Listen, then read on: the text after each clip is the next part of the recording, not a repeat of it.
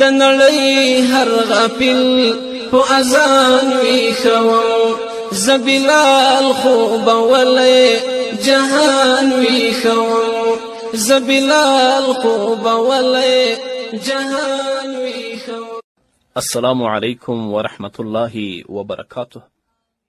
یوې خور د ننګرهار له ولایت څخه سلامونه رالیږلي. د سلام نه وروسته لیکلي چې زه یوه پوښتنه لرم.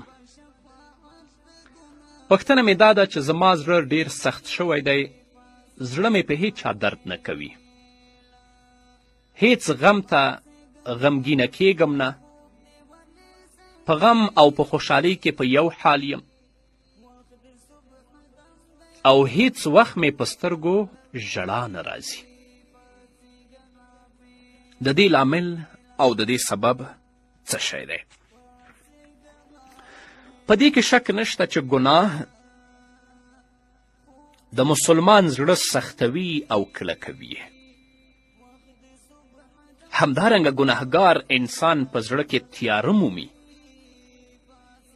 او داسې احساس کوي چې ګویا زړه کې شپه ده او یا ترږمۍ موجوده ده او زړه ته یې دغه تیاره داسې ښکاري لکه سترګو ته چې حقیقي او حسي تیاره ښکاري. دا ځکه چې اطاعت رڼا ده او ګناه تیاره ده او د دغې تیارې اثر له زړه څخه سترګو ته راځي، بیا پر مخ باندې پرېوځي او مخ داسې تور او بې رونقه کړي چې دا مخ به بیا هر چاته ښکاري. عبدالله ابن عباس رضی الله تعالی عنهما فرمای بېشکه چې نیکي د بنده مخ ته ځلا او رونق ورکوي، په زړه کې رڼا اچوي، روزي یې پراخوي، بدن یې قوي کوي او د خلکو په زړونو کې ورته محبت اچوي. او د دې برعکس بدی او ګناه د انسان د مخ توروالی، د زړه د تیارې، د بدن د کمزوري، د روزي د کموالي او له ده سره د خلکو په زړونو کې د کرکې او د نفرت پیدا کولو سبب ګرځي.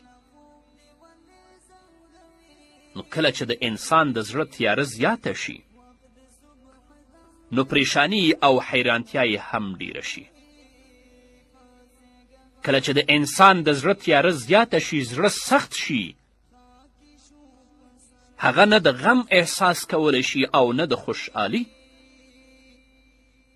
چې بالاخره په بدعاتو او د ګمراهي او تباهي په کارونو کې په داسې طریقه مشغول شي چې بیا په ځان باندې نه پوهیږي. همدارنګه کله چې د یو چا ګناه او بدي زیاته شي نو د هغه په زړه باندې مهر ولګول شي، چې کله مهر ولګېده هغه بیا له غافلینو څخه ګرځي، چې له غافلینو څخه وګرځېده هغه بیا د هېڅ احساس نشي کولی، نه په درد باندې دردیږي او نه په خوشحالي باندې خوشحالیږي. نبی کریم صلی الله علیه وسلم فرمای کله چې مؤمن ګناه وکړي نو په زړه کې تور داغ پیدا شي، که چیرې توبه وباسي، ګناه پرېږدي او بخښنه وغواړي نو زړه یې پاک شي، او که داسې ونه کړي او په ګناه باندې مستمر پاتې شي، ګناه کوي، نو هغه داغ یې زیات شي تر دې چې په زړه باندې غالب شي. او دا هغه زنګ دی چې الله رب العزت په خپل کلام کې یاد کړی دی. نو بهتره دا ده چې د الله رب العزت د حکمونو پابند شو، د الله د اوامرو پابند شو، ژوند د نبی کریم صلی الله علیه وسلم د لارښوونو مطابق تیر کړو، ځکه د الله په طاعت او د الله په عبادت کې زړه نرمیږي، سترګو نه اوښکې بهیږي، د یو مسلمان په خوشحالي باندې هغه ته خوشحالي رسیږي او د یو مسلمان په درد او په غم باندې هغه ته درد رسیږي. او که ګناه پسې ګناه وي نو بیا په زړه باندې مهر لګیږي، چې په زړه باندې مهر ولګېده هغه زړه له غافلینو څخه وګرځي، چې له غافلینو څخه وګرځېده هغه بیا د هېڅ احساس نشي کولی.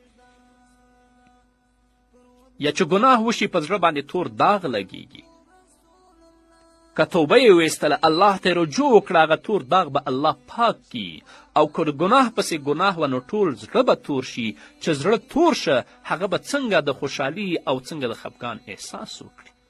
د یو مسلمان په درد به څنګه ودردیږي او د یو مسلمان په خوشحالي به څنګه خوشحاله شي. د نړۍ هر غافل په اذان ویښوم زه بلال خو به ولې جهان ویښوم زه بلال خو به ولې جهان